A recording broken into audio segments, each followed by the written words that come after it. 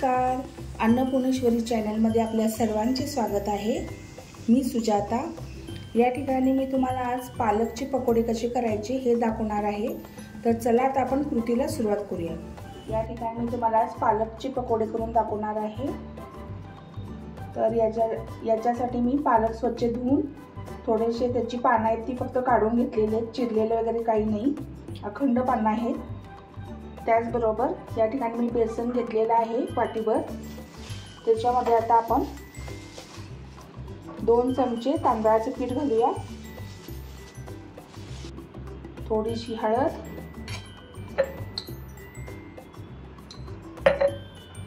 या ठिकाणी मी ओवा घेतलेला आहे। ओवा असा चुरून घ्यायचा।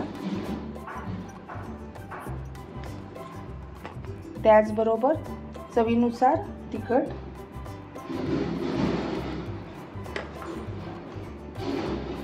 आणि चवीनुसार मीठ घ्यायचे आपल्याला।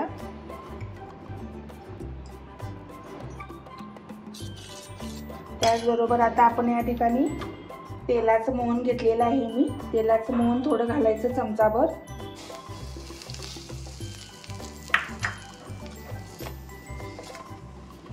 आणि थोडीशी कोथिंबीर। तर भज्याचं ही पीठ आता आपण करून घ्यायचं थोडं थोडं पाणी घालून।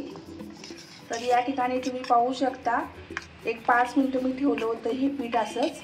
तर कन्सिस्टन्सी तुम्ही पाहू शकता अशा पद्धतीनेच झाली पाहिजे, म्हणजे ते पानांना लागलं पाहिजे, म्हणून अशा पद्धतीने आपल्याला पीठ तयार करून घ्यायचं आहे। आणि त्याच्यामध्ये तुम्हाला जर का सोडा घालायचा असेल तर 1 चिमूटभर सोडा घालून तुम्ही भजी फ्राय करू शकता। तर या ठिकाणी आता आपण हे पालकचे पत्ते घेतलेले आहेत, त्याला छानपैकी असं लावायचं बेसन, आणि आता तेलामध्ये आता सोडूया आपण। तसेच आता बाकीची मी करून घेते।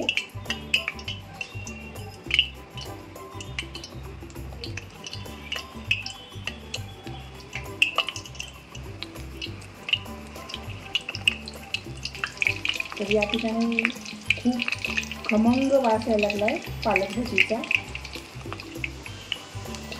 तर या ठिकाणी आता आपण भजी चांगले तळून घ्यायचे आहेत। बघा, आपण पिठामध्ये मोहन घातल्यामुळं आपली भजी बाहेर जशी मिळतात स्टॉलला तशा पद्धतीनेच झालेले आहेत।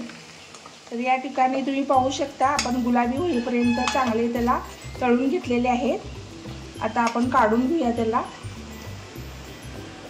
तसेच बाकीचे पण मी आता करून घेते।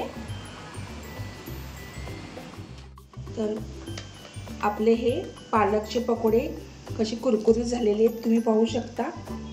तर या ठिकाणी पालक पकोडे आपले तयार झालेले आहेत खाण्यासाठी। ही रेसिपी तुम्हाला कशी वाटली हे मला कमेंट सेक्शनमध्ये नक्की कळवा, आणि माझ्या चॅनलला लाईक शेअर करा, आणि जे नवीन आहेत ते सबस्क्राईब करायला विसरू नका।